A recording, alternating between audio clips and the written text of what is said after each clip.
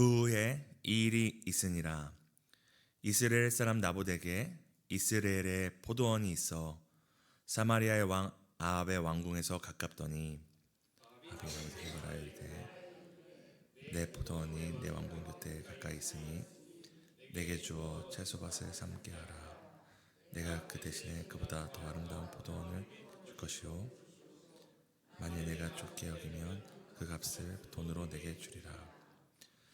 나봇이 아합에게 말하되 내 조상의 유산을 왕에게 주기를 여호와께서 금하실지로다 하니 이스라엘 사람 나봇이 아합에게 대답하여 이르되 내 조상의 유산을 왕께 줄 수 없다 하므로 아합이 근심하고 답답하여 왕궁으로 돌아와 침상에 누워 얼굴을 돌리고 식사를 아니하니 그의 아내 이사벨이 그에게 나와 이르되 왕의 마음에 무엇을 근심하여 식사를 아니하나이까.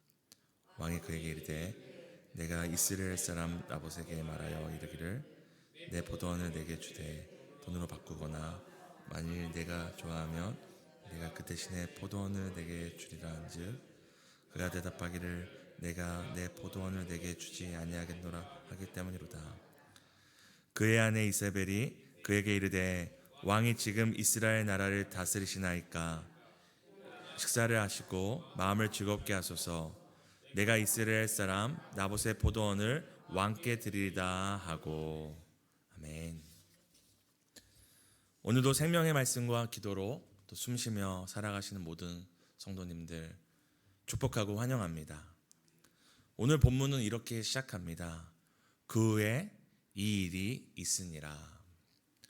그 후에 일이 있으니라 라 말하며 오늘 본문이 시작되는데요.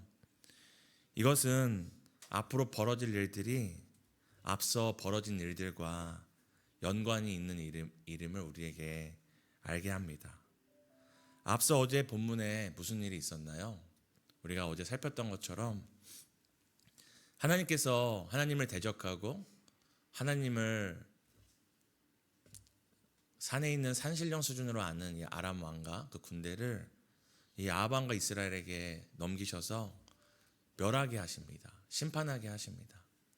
이것은 아합과 이스라엘 나라가 하나님 보시기에 합당해서가 아니라 하나님께서 비록 아합은 악한 왕이었고 이스라엘은 우상 숭배에 빠져 있었지만 하나님의 하나님 되심을 나타내기 위해서 이 마른 지팡이와 같은 썩은 지팡이와 같은 아합과 이스라엘 군대를 사용하신 것이었습니다. 그런데 하나님께서 이 아합 왕에게 승리를 주자 이 아합 왕이 승리에 취하여서 하나님의 원수, 하나님을 대적하던 베나닷과 손을 잡고 평화의 조약을 맺습니다. 그래서 하나님께서 그 선지자 한 명을 보내서 이 아합 왕에게 너가 하나님의 원수를 풀어줬으니 아합의 생명과 이스라엘 백성의 생명으로 그 생명을 대신하겠다고 이야기하며 어제 본문이 마쳐졌습니다. 그리고 오늘 그 일이 있은 후에라고 오늘 21장이 시작됩니다. 우리가 오늘 보면은 이 본문을 보면은 마치 아합이 이 평화로운 궁전에서 둘러보다가 눈에 들어오는 포도원을 찾아가서 이 포도원을 나에게 주라, 나에게 달라 하는 어떤 굉장히 일상의 이야기인 것 같지만 우리가 앞서 20장에 하나님의 심판의 말씀과 그 일 후에 이 포도원 밭 사건이 일어나는 걸 통해 이것은 그냥 평화로운 때에 아합이 포도원을 사는 이야기가 아니라 하나님의 심판이 우리가 보기에는 평범한 일상 가운데 찾아오고 있음을 우리에게 알게 합니다. 오늘 본문에 살펴본 것처럼 이 아합 왕은 자신의 군 근처에 있었던 포도원 주인인 나봇에게 찾아가서 이렇게 이야기합니다. 이 포도원을 달라. 이 포도원이 아합 왕 궁에서 가까웠고 그리고 여기 본문에 보면은 채소밭을 만들고 싶었기 때문에 이 포도밭을 달라고 합니다. 그리고 더 나아가서 나봇에게 이 포도원을 주면은 더 좋은 포도원을 주겠다고까지 제안을 합니다. 그러나 나봇의 대답은 이 아합의 기대와는 달랐습니다. 3절에 보면은 아합에게 나봇이 이제 거절을 합니다. 그러면서 이런 표현을 쓰는데요. 아합에게 말하되 내 조상의 유산을 왕에게 주시기를 하나님께서 금하신다. 하나님께서 금하신다고 이야기를 합니다.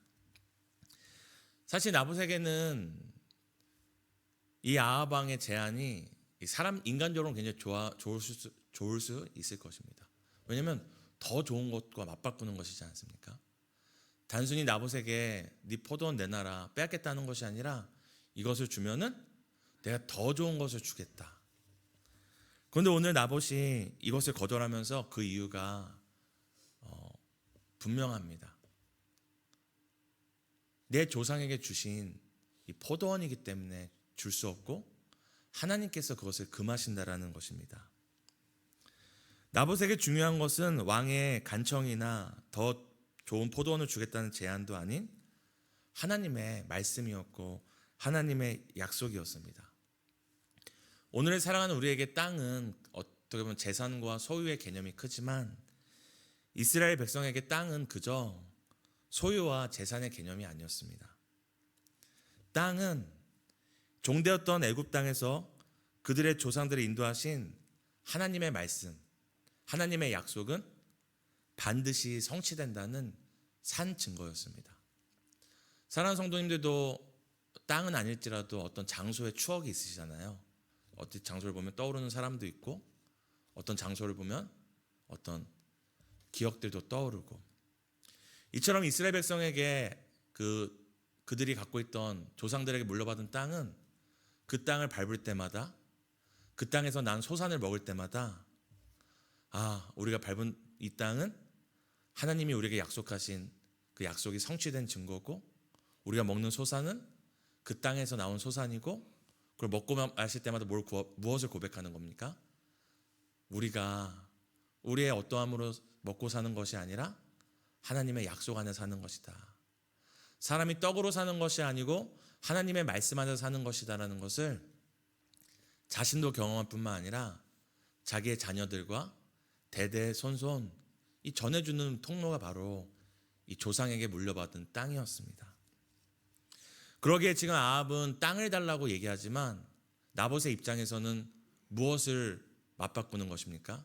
하나님의 약속과 하나님의 말씀을 세상에 더 좋은 것과 맞바꾸는 것이었습니다. 그러기에 오늘 나봇은 아합을 향하여 이렇게 분명하게 얘기합니다.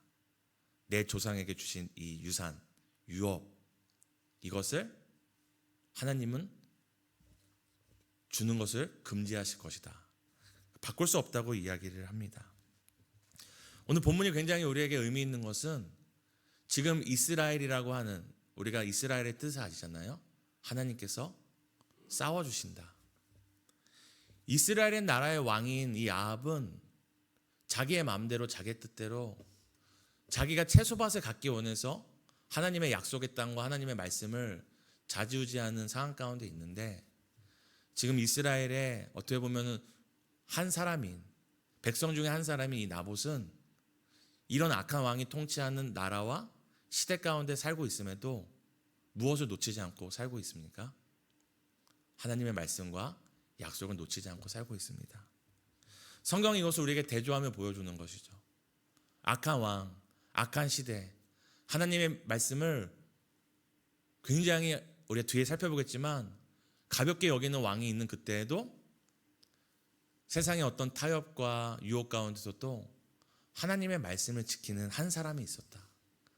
하나님의 약속을 포기하지 않는 한 사람이 있었다는 것을 우리에게 보여주고 있습니다. 그리고 그것을 어디에 기록했습니까?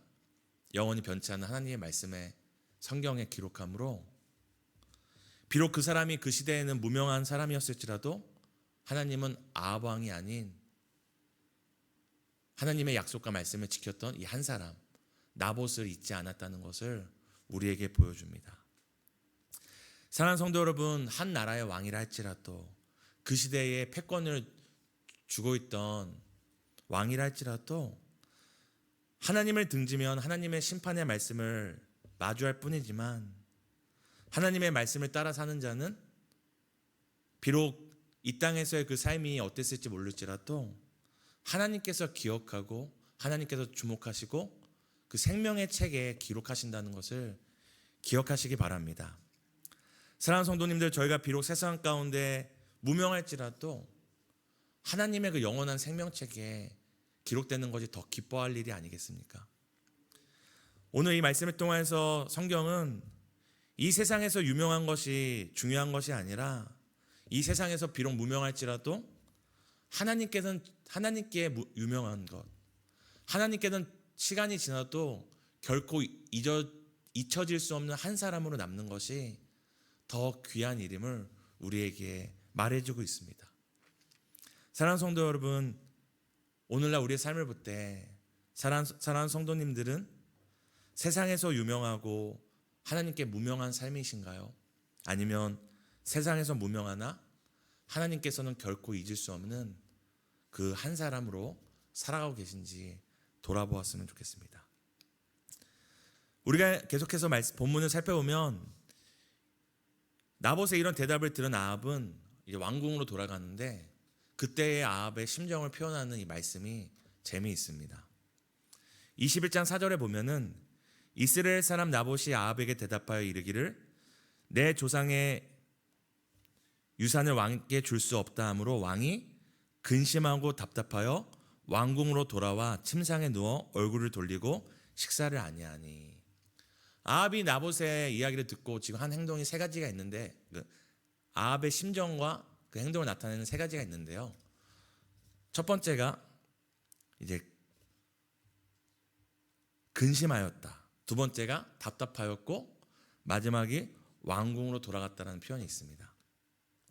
근데 이것이 사실 앞에 20장에 하나님의 심판의 말씀을 들었던 아합의 행동과 매우 똑같습니다.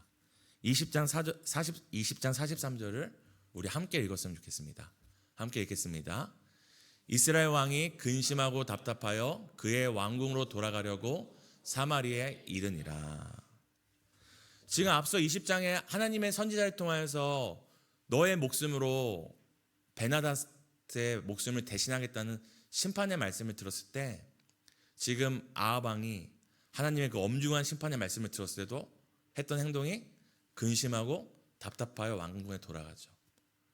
근데 오늘 나봇이 이 포도원을 주지 못하겠다 얘기하자 지금 아합이 똑같이 행동하죠. 근심하고 답답하여 왕궁으로 돌아갔다.